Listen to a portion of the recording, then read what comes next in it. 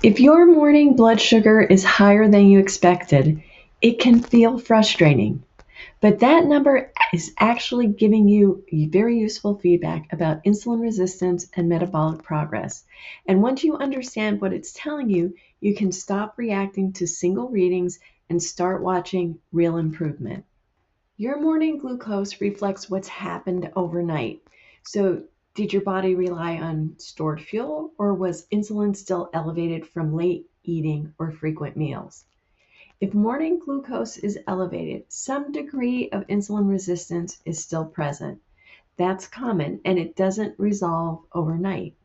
You may also be seeing the dawn effect, and that's a normal early morning rise in blood sugar as hormones signal the liver to release glucose, basically to wake you up. So, yes, something is happening metabolically, but what matters most is whether the pattern improves over time. So, if you want a clearer picture of your true fasting level, check your blood sugar shortly after waking.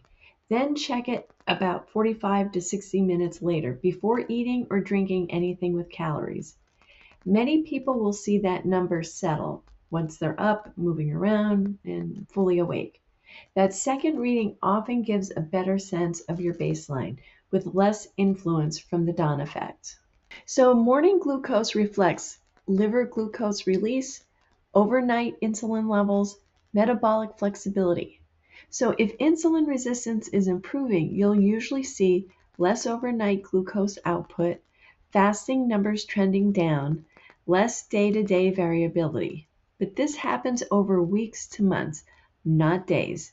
So, instead of reacting emotionally to one number, watch the trend. And if you really want to get a good handle on it, a continuous glucose monitor can really reveal a lot of what's going on. So, one of the simplest ways to support improvement is to stop eating earlier in the evening. Finishing dinner earlier gives insulin more time to fall overnight, and that allows stored fuel to be used more often.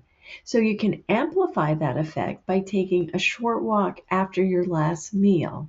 Even a 10-minute walk helps move glucose into muscle, and that can lower the overnight glucose load your body has to manage. It's a small habit that can make the morning numbers trend down over time.